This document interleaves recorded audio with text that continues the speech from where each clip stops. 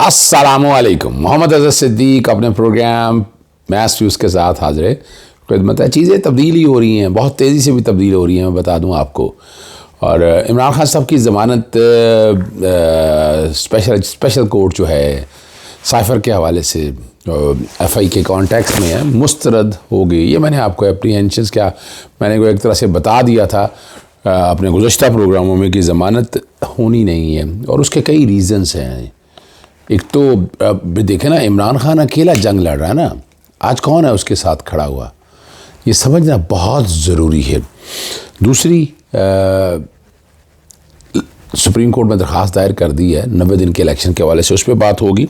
आज कोशिश करूंगा कि पहले जो आर्गूमेंट्स वहाँ लिए गए हैं ताकि आप लोगों को पता चल जाए, और अच्छे आर्गूमेंट्स लिए हैं। सलमान सफदर साहब ने, बाबर अवान साहब ने, गौहर रज़ाक भी थे, शोएब शाहीन भी थे, इमरान खान साहब। और एक वजह जो मेन वजह जो लग रही है, और जो यानी वैसे तो आपको पता है असद उमर की ज़मानत हो गई, उन्होंने कहा उनकी ज़रूरत नहीं है, लेकिन शाह महमूद कुरैशी और इमरान खान की ज़मानत मुस्तरद होने की मेन वजह आज़म खान का बयान है। अच्छा, शुरू में तो पता चलता है आपके 161 का बयान है, लेकिन 164 का बयान कहा जा रहा है। मेरे पास इन्फॉर्मेशन अभी नहीं है। 164 का भी अगर बयान है तो वो भी खिलाफ कानून है, चूँकि मौका ही नहीं दिया गया इमरान खान साहब को जिरा करने का। तो ज़मानत देते हुए ये बड़ा ध्यान रखना था। टेंटेटिव असेसमेंट है, अभी है क्या, एविडेंस क्या है, जेल में ऑलरेडी है, इन्वेस्टिगेशन के लिए रिक्वायर नहीं। जो बेसिक प्रिंसिपल है ज़मानत के वो सारे लागू होते हैं। तो फिर ज़माना अब हाई कोर्ट चला गया। हाई कोर्ट पहले ही चीफ जस्टिस आमिर फारूक साहब से बहुत से एतराज़ात हैं जिस तरीके से इमरान खान केसेस को लग रहे हैं। बारहा कहा गया, सामने भी कहा गया, वैसे भी कहा गया, लेकिन वो केसेस के साथ ऐसे जुड़े हुए हैं कि पता नहीं क्या वजह है। वजह तो अब ये जवाब बेहतर वही दे सकते हैं, लेकिन ये इस मामला में क्लैरिटी अब चाहिए। आज जो मामला हुआ, और साइफर इमरान के पास ही ना ही किसी पब्लिक पॉइंट पर उसके मतन को कभी शेयर किया गया। राना सनाउल्लाह कह चुके हैं साइफर वजारत खारजा में मौजूद है। साइफर काबीना ने ये जो पॉइंट है मेन, मैं आपको कहता हूँ, डी क्लासीफाई करने की मंजूरी दी। इस तरह तो फिर पूरी काबीना को प्रोसिक्यूट करने पड़ेगा। फ़र्द वाहिद का मामला नहीं, नेशनल सिक्योरिटी कमेटी ने मुतलका मुल्क के सफ़ीर को एहतजाजी मुरासला देने की मंजूरी दे दी। इमरान खान ने एक कागज़ जलसे में लहराया और कहा यह खुद मुख्तार मुल्क है, मुदाखलत है, दफात काबिल ज़मानत है। ऑफिशियल सीक्रेट एक्ट उस वक्त लगता है कि मैं कुछ दुश्मन मुल्क से शेयर किया हो, ना कोई मफाद लिया हो। अगर कोई डॉक्यूमेंट इस अदालत से या विजिलेंस ऑफिसर गुम हो जाए तो उसका स्टाफ से पूछा जाए, ख्याल करना होता है, वरना जिम्मेदारी होती है। सुप्रीम कोर्ट ने रूलिंग की, इसमें साइफर को अपने फैसले में मुकम्मल डिस्कस किया, लेकिन ये कहीं नहीं ये कहा कि एक्शन लें, FIR का दराज करें। और काबिल ज़मानत दफ़ात हैं, ये जिक्र किया। फ़र्द वाहिद का केस है, पता नहीं सारी काबीना को अब ये जो मामला है जी 7 मार्च 2000, आपको याद है, उससे पहले हुसैन हक़ानी की मुलाकात हुई थी नवाज शरीफ से। 7 मार्च को ये साइफ़र है मसूल हुआ। स्टाफ की जिम्मेदारी है कि वो डॉक्यूमेंट किधर गया, डॉक्यूमेंट ये स्टाफ, अगर ये जुर्म होता नेशनल सिक्योरिटी कमेटी की मीटिंग के सामने ये साइफ़र क्यों रखा जाता। नेशनल सिक्योरिटी कमेटी मीटिंग में ये फैसला होता कि मुतलका मुल्क से एहतजाज किया जाए। साइफ़र के डॉक्यूमेंट का मतन किसी जगह पब्लिक कभी नहीं किया गया, कभी हमने नहीं कहा कि डॉक्यूमेंट का मतन पब्लिक किया है। ये सलमान सफदर ही बताते रहे। वाशिंगटन से आने वाले साइफ़र को सेक्रेटरी खारजा ने वसूल किया। इल्ज़ाम है कि ज़ाती फ़ायदे के लिए नेशनल सिक्योरिटी को नुकसान पहुंचा। उन्होंने साबित करना है कि साइफ़र का असल मतन क्या था, दूसरा मतन क्या था।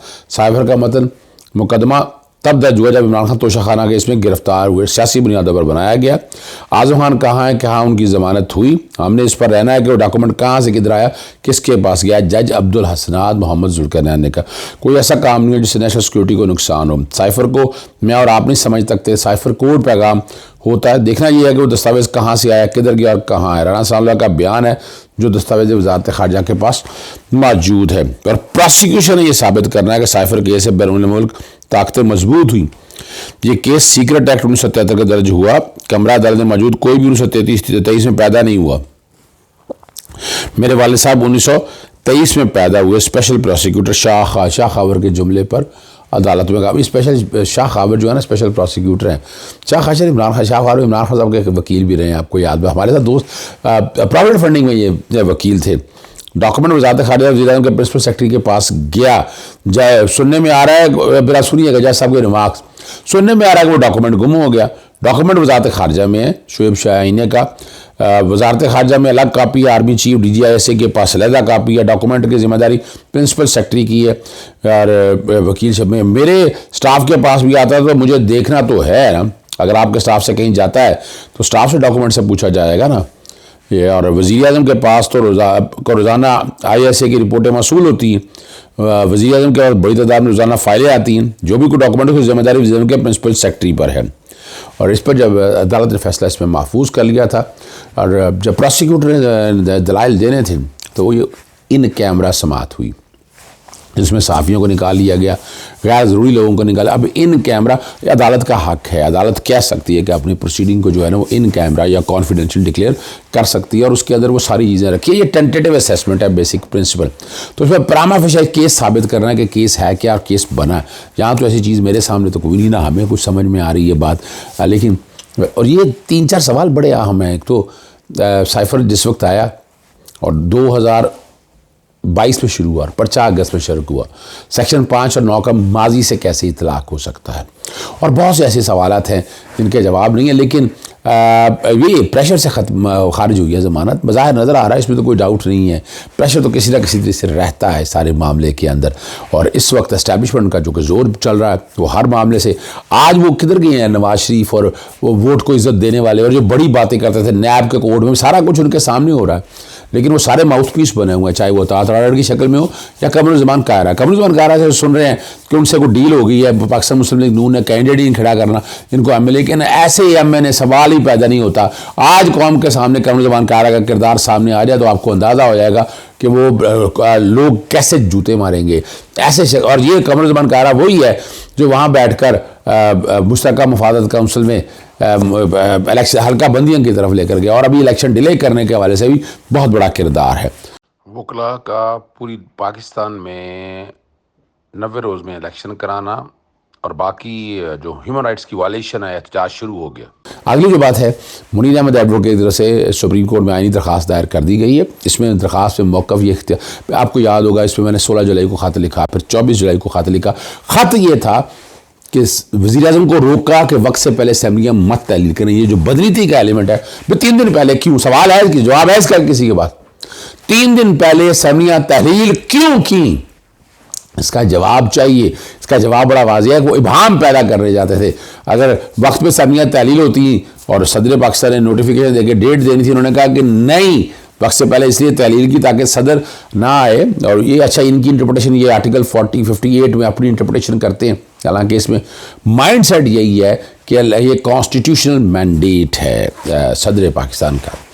और अब ये अब सारी चीज़ें फिर दूसरी जो बात है, सेक्शन 57 जो तरमीम की है, आर्टिकल 48, आर्टिकल 58 आप लोग बार बार मैं दोबारा नहीं चलाना चाहता, और आर्टिकल 50, 105, 107, 224, 224 है 48 और 58 की सदर पाकिस्तान कहेगा जब असम्बलियाँ तहलील हों तो फौरी तौर पर सदर ने डेट देनी है और काबीना मुंतखब करनी है, और 60 दिन के अंदर इलेक्शन है, या इलेक्शन से वक्त से पहले अगर हो जाए तो फिर अपना 90 दिन में होना है। यहाँ वक्त से पहले से मुराद ये नहीं है, मैं बार बार दोहराता होता हूँ कि 3 दिन पहले कहें तो आप उठाकर 90 दिन ज़्यादा कर लें। ये वक्त से पहले मुराद ये है कि इलेक्शन की तैयारी ना होना है। 90 दिन का मतलब ये नहीं है कि 90 दिन आखिर तक जाना है आपने।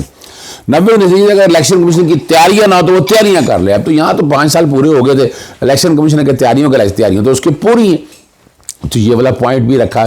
मुश्तरका मुफादत काउंसिल में जो हल्का बंदी वाला मामला है कि हल्का बंदी आर्टिकल 51 से अगर जोड़ते तो आर्टिकल 51 में तरमीम के लिए 2 था, एक ये चाहिए, सीटें उतरी हैं। आज हल्का बंदियाँ कर भी लें, एक बाउंड्री से इधर बाणी, यानी फ़र्ज़ करें मैं कराची के को 20